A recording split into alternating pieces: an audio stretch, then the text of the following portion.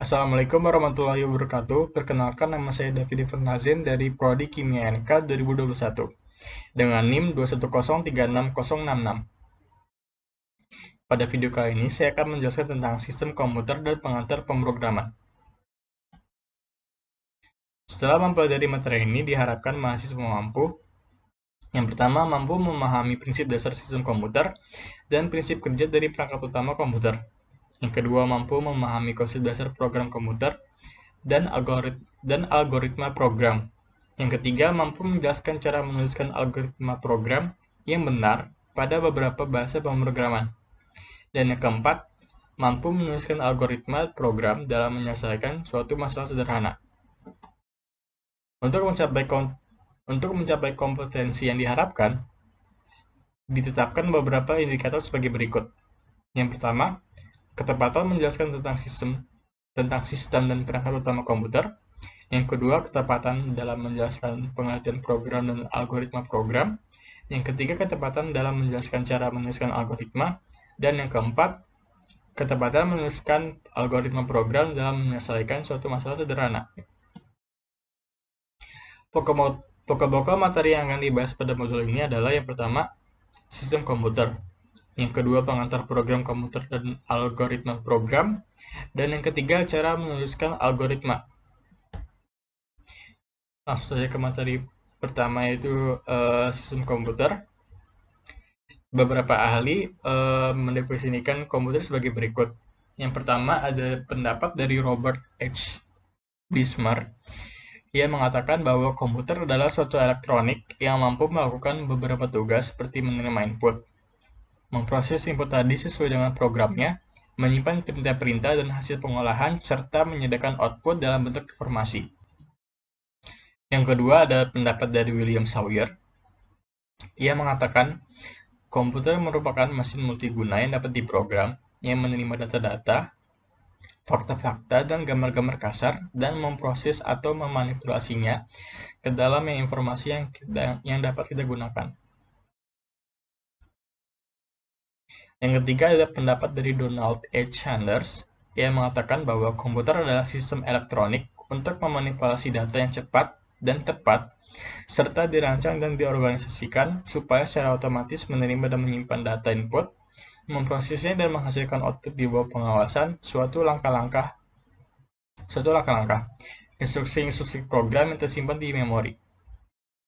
Yang keempat ada pendapat dari Hamaker dan kawan-kawan. Ia mengatakan komputer adalah mesin penghitung elektronik yang cepat, dapat menerima informasi input digital, memprosesnya sesuai dengan suatu program yang tersimpan di memorinya, dan menghasilkan output informasi. Dan yang kelima ada pendapat dari Jogianto. Ia mendefinisikan komputer sebagai alat elektronik yang menerima input data, mengolah data, dan memberikan informasi dengan menggunakan suatu program yang tersimpan di memori, dan menyimpan program dan hasil pengolahan yang bekerja secara otomatis. Fungsional komputer saat ini yaitu: yang pertama, komputer dapat menjadi alat bantu administrasi. Yang kedua, komputer dapat menjadi alat bantu komunikasi. Yang ketiga, komputer dapat menjadi alat bantu multimedia. Yang keempat, komputer dapat menjadi alat bantu pengendali sistem industri. Yang kelima, komputer dapat menjadi alat bantu produksi entertainment. Yang kelima, komputer dapat menjadi alat bantu periksa kesehatan. Dan yang keenam, komputer menjadi alat bantu kendali perang, dan masih banyak lagi. 5 generasi komputer. Generasi pertama yaitu tabung vakum, ada pada tahun sekitar 1946. Lalu ada generasi transistor sekitar tahun 1959 hingga 1965.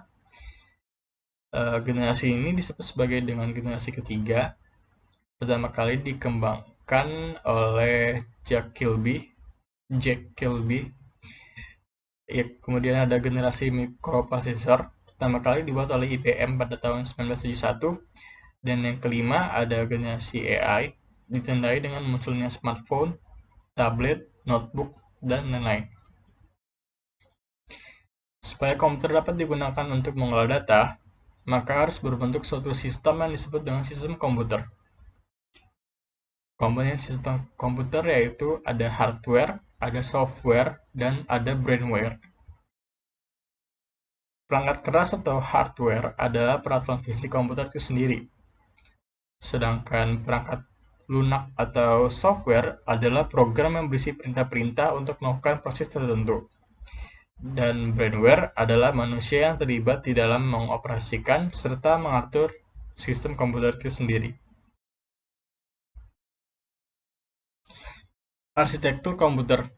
Arsitektur komputer adalah konsep perencanaan serta struktur pengoperasian dasar dari sebuah sistem komputer.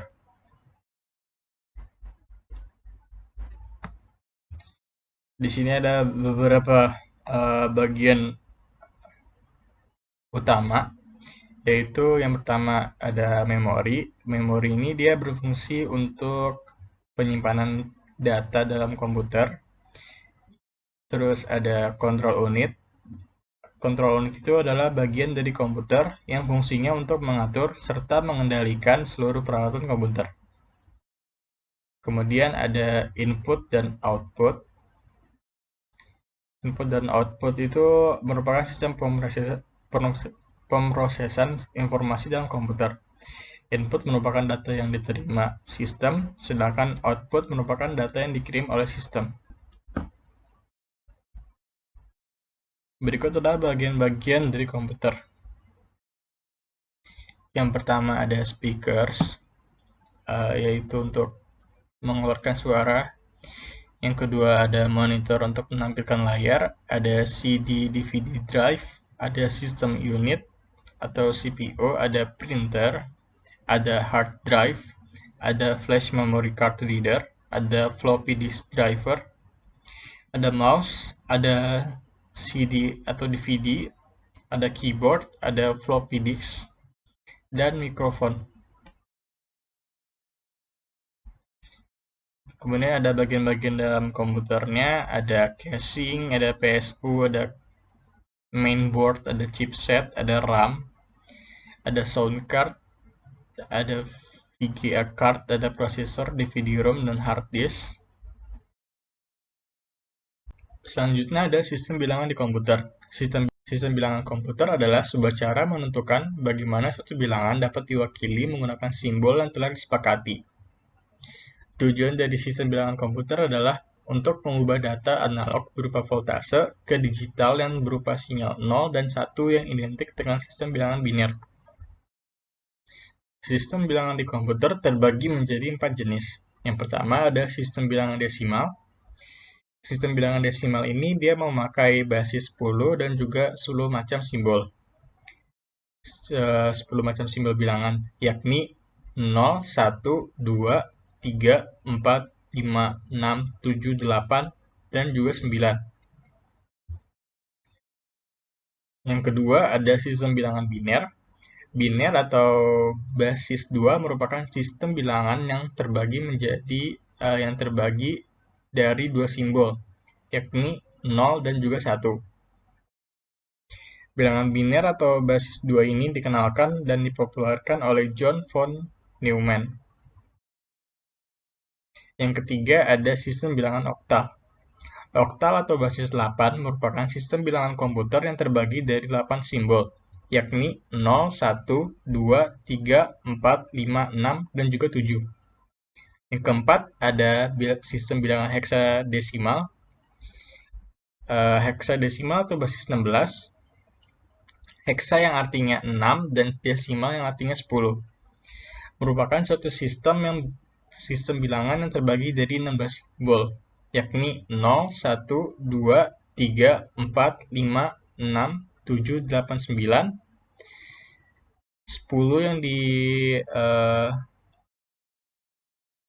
yang digambarkan dengan huruf A, 11 diwakili oleh B, 12 yang diwakili C, D yang diwakili 13 yang diwakili D, 14 yang diwakili E, dan 15 yang diwakili oleh F.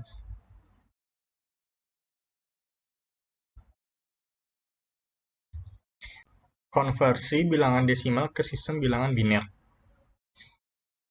Salah satu cara yang dapat dipakai untuk mengubah bilangan desimal ke biner yaitu membagi bilangan desimal dengan nilai 2. Di sini kita akan mengubah nilai desimal 125 menjadi bilangan biner dengan cara membagi dengan nilai 2.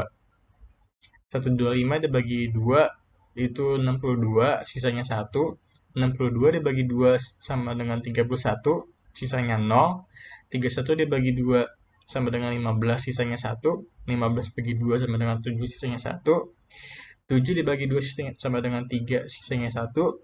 3 dibagi 2 sama dengan 1, sisanya 1. Jadi bilangan desimal 125 yaitu 1111101.